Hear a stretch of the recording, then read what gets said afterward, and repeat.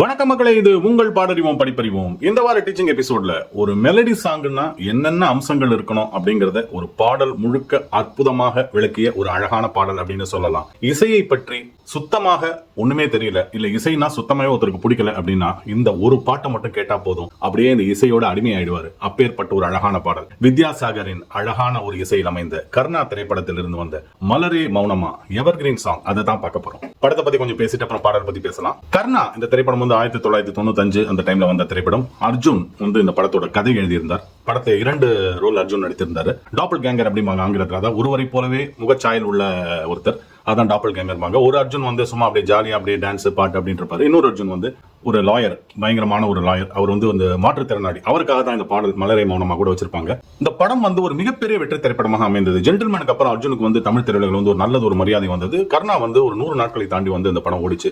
Think before you ink அப்படிங்கிற மாதிரி இந்த படத்தோட ஒரு டேக்லைன் கூட இருந்தது. நாங்க கூட அர்ஜுன் ஏதோ ஒரு ரிப்போர்ட்டர் போல இருக்கு, ஜேர்னலிஸ்ட் போல இருக்கு அப்படின்னு நினைச்சோம். ஆனா எதை செஞ்சாலும் கொஞ்சம் யோசிச்சு செய்யணும் அப்படிங்கறதோட அர்த்தம் தான் இந்த படத்தோட ஒரு அந்த டேக்லைன் அப்படின்னு நாங்க அப்புறம் புரிஞ்சுக்கிட்டோம். மிகப்பெரிய வெற்றி படமாக அமைந்தது.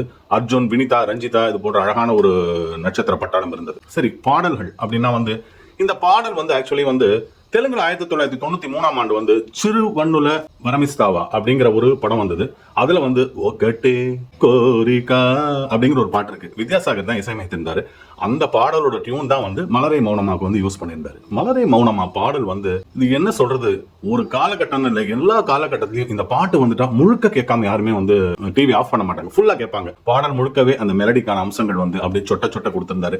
வைரமுத்துவை பத்தி கேட்கவே வேண்டாம். பாடல் முழுக்க முழுக்க முழுக்க முழுக்க அப்படியே அள்ளி தெளிச்சிருந்தாரு அந்த காதல் ரசத்தை அப்படின்னு சொல்லணும். எஸ்பிபி, எஸ் ஜானகி இவங்களை பத்தி என்னதான் சொல்ல முடியும். அதுவும் இந்த பாடலை பொறுத்த வரைக்கும் நிறைய பேசிட்டோம். எஸ்பிபி, எஸ் ஜானகி பத்தி ஒரே ஒரு தகவல் மட்டும் நான் சொல்ல பிரியப்படுறேன். இந்த பாடல் பொதுவா எந்த பாடல் ரெக்கார்டிங்னாலும் மேல் சிங்கர் இருப்பாரு, பக்கத்துல ஃபீமேல் சிங்கர் இருப்பாங்க. 2 பேரும் பக்கத்துல இருக்கிறதுனால பாடுவாங்க. இந்த பாடலை பொறுத்த வரைக்கும் எஸ்பிபி ஒரு இன்டர்வியூல சொல்லியிருக்காரு எப்படின்னா, இந்த பாட்டுல எஸ்பிபி சார் அவரோட போர்ஷன்ஸ், மேல் போர்ஷன்ஸ் மட்டும் பாடிட்டு ரெக்கார்டிங் முடிச்சுட்டு போயிட்டாராம். அதுக்கப்புறம் கொஞ்சம் நேரம் கழிச்சு அப்புறம் ஜானகி மேடம் அவங்க அவங்களோட போர்ஷன்ஸ், ஃபீமேல் போர்ஷன்ஸ் பாடி முடிச்சு போயிட்டாங்க. 2 பேரும் ஒருத்தர் பாத்துக்கவே இல்லை. இந்த பிசராந்த யாரு கோப்பெருஞ்சோட நட்பு மாதிரி 2 பேரும் பக்கத்துல நின்று பாடவே இல்லை. அவர் தனியா பாடிட்டு போயிட்டாரு. அதுக்கப்புறம் இவங்க பாடிருக்காங்க. ஆனால் இது ரெண்டுத்தையும் மிக்ஸ் பண்றாரு வித்யாசாகர். அதுக்கப்புறம் கிடைச்சதுதான் இந்த ஒரு அற்புதமான ஒரு ஜெம் அப்படின்னே சொல்லலாம். கொஞ்சம் யோசிச்சு பார்த்தா எஸ்பிபி சார் வித்யாசாகர் டியூன் சொல்லிருப்பாரு இல்லங்களே, அவர் பாடும் பொழுது அந்த நெளிவு, சுழிவு, அந்த குழைவு, அந்த கொஞ்சல் இதெல்லாம் வித்யாசாகர் சொல்லல. அவர் என்ன நினைச்சிட்டு பாடிருக்காருன்னா, அந்த கெமிஸ்ட்ரின்னு சொல்லுவாங்க இல்லையா, ஜானகி மேடம் எப்படி எல்லாம் பாடுவாங்க அப்படின்னு எஸ்பிபி சார் நல்லா தெரியும். அதனால அவங்க இப்படி பாடுவாங்கன்னு நினைச்சிட்டு எஸ்பிபி